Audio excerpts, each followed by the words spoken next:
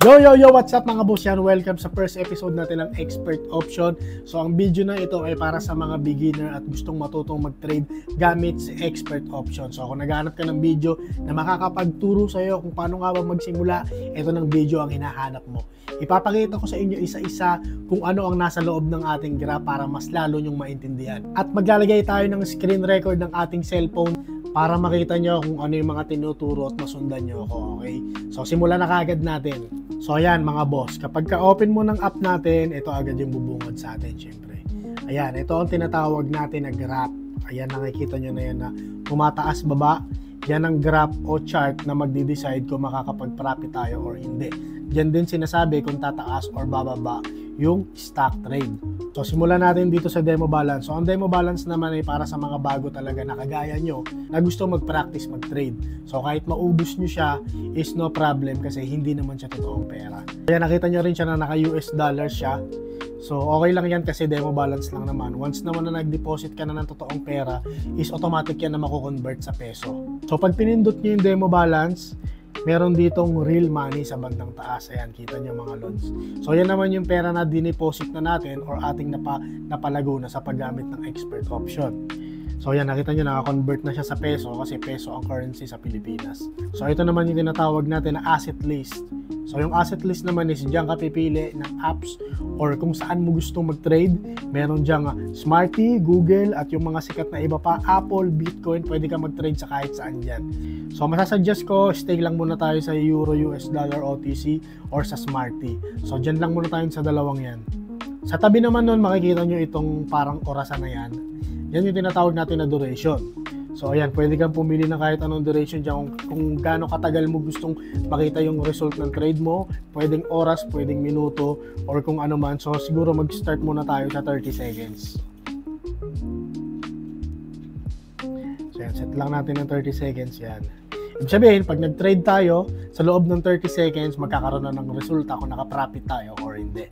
So ayan, nakikita nyo naman dito sa baba natin, ito naman yung investment. Ibig sabihin, ayan naman yung willing mong i-trade. Okay, so pwede mo siyang babaan.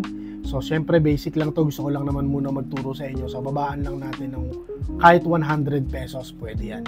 Nakikita nyo sa linya na yan na 186. Ibig sabihin, pag nag-success ka sa trade mo, is yung 100 mo is matadagdagan ng 86 pesos sa loob lang ng 30 seconds sa duration na sinet mo.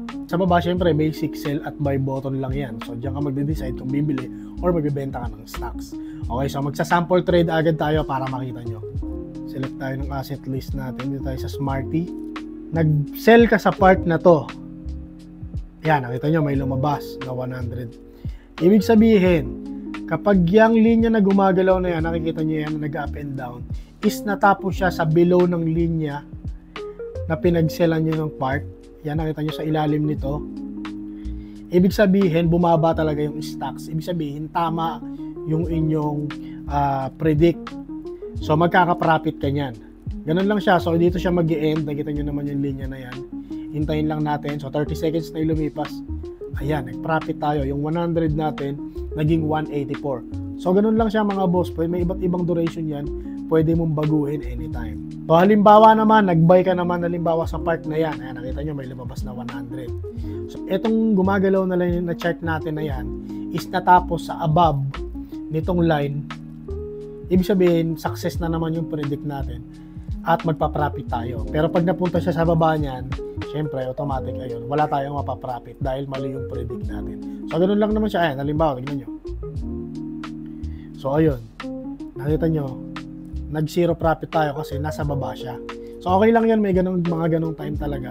So, ayan, ngayon papakita ko naman sa inyo kung paano tayo actual na nagtitrade. So, makukumpara nyo yung magiging trade nyo dati sa ngayon na bago kayo at dito kapag marunong na kayo. So dito may mga part lang na hindi kayo maintindihan pero okay lang yun, ipapaliwanag natin sa future. So mag-open lang tayo dito ng isang indicator. Ayan, RSI indicator. In the future, maintindihan nyo rin yan. So yan, naka-duration natin is 5 seconds. Nasa Euro, US dollars tayo. At ang investment natin is 1,000 pesos.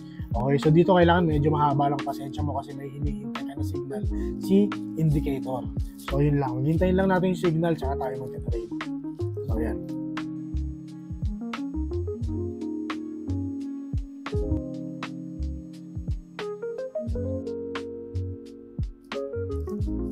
Yan, so nag-buy tayo sa part na yan. Hintayin lang natin. 2 times tayo nag-trade. Ayan. So yan, nag-profit tayo. Naging 800, nadagdagan ng 880 yung 1,000 investment natin ng 2 times. So ganun lang siya. At dito na natin ipapasok yung mga indicator. Okay, so ito yung tinatawag natin na indicator. Para saan nga ba yung indicator? Yung indicator is makakatulong sa'yo makapag-decide kung magbabay ka or magsisell ng stocks. So ito yung mga indicators na nandito: alligator, awesome oscillator, bolling bands, fractal, MACD, moving average, parabolic, at RSI. So yung mga indicator na yan, ipapaliwanag natin yan siguro sa susunod na episode para hindi sabay-sabay yung pasok ng information sa utak natin dahil medyo nakakalito talaga sa simula.